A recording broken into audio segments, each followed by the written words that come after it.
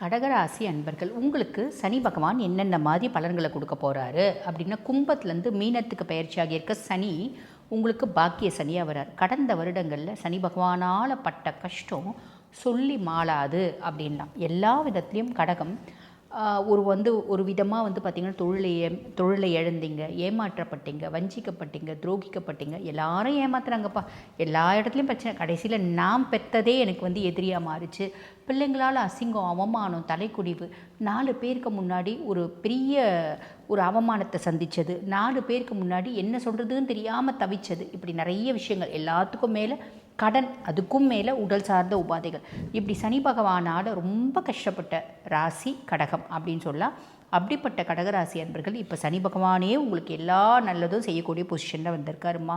சனி 9ஆம் பாவத்தில் பயிற்சியாகியிருக்கார். இந்த 9ஆம் பாவம் அப்படின்றது என்ன சொல்லுவாங்க, பாக்கியஸ்தானம் அப்படிம்பாங்க.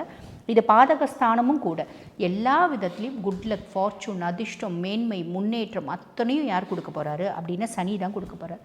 சனி கொடுக்க யாராலையும் தடுக்க முடியாது. சனி ஒரு விஷயத்தை கொடுத்துட்டாரு அப்படின்னா பாக்கி 8 கோள்களும் அதை தலையிடவும் முடியாது, அதை தடுத்து நிறுத்தவும் முடியாது அப்படின்னு சொல்லலாம்.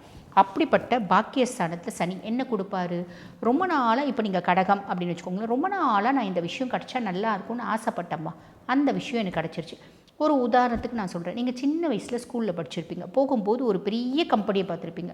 அந்த கம்பெனிலேருந்து நிறைய பிள்ளைங்க கொஞ்சம் எக்ஸிக்யூட்டிவ் மாதிரி ஒரு வேலையிலேருந்து வரவங்களாம், நம்ம எப்பயுமே ரொம்ப கம்மி லெவலில் வேலை செய்கிறவங்கள பார்த்து நம்ம ஆசைப்பட மாட்டோம் இல்லைங்களா. நம்மளை விட உயரத்தில் இருக்கவங்கள பார்த்து தான் ஆசையும் படுவோம், பொறாமையும் படுவோம், அவங்கள பற்றி பழியும் சொல்லுவோம் இல்லைங்களா.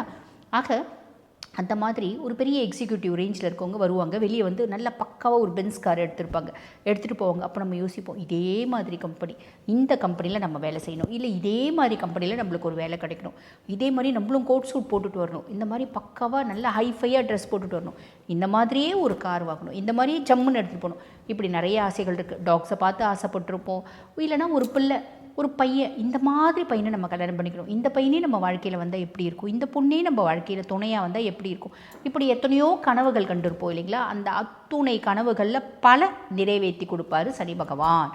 நான் ஒவ்வொரு நாளும் 1000 கனவு காணுவையா? கரெக்டு தான், மனசுன்னு இருந்த கனவு அப்படின்றது காணணும் தானே, இல்லைனா லைஃப் நல்லா இருக்காது இல்லையா. அந்த மாதிரி பல கனவுகள் நிறைவேற்றக்கூடிய காலகட்டம், நிறைவேறக்கூடிய காலகட்டம். யார் நிறைவேற்றி கொடுப்பார்? சனி பகவானே நிறைவேற்றி கொடுப்பார். கவலையே பட வேண்டாம். அப்பானோட சப்போர்ட் பரிபூர்ணமாக கிடைக்கும்.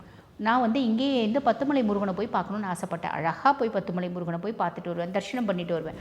வெளிநாடு போகிறதுக்கான பிராப்தம், ஹையர் எஜுகேஷன், வெளிநாட்டில் போய் படிக்கிறதுக்கான பிராப்தம், மேல் படிப்பு சீட்டு கிடைக்கிறதுக்கான பிராப்தம் அத்தனையும் சனி பகவானே ஏற்படுத்தி கொடுப்பார். கவலைப்படாதீங்க.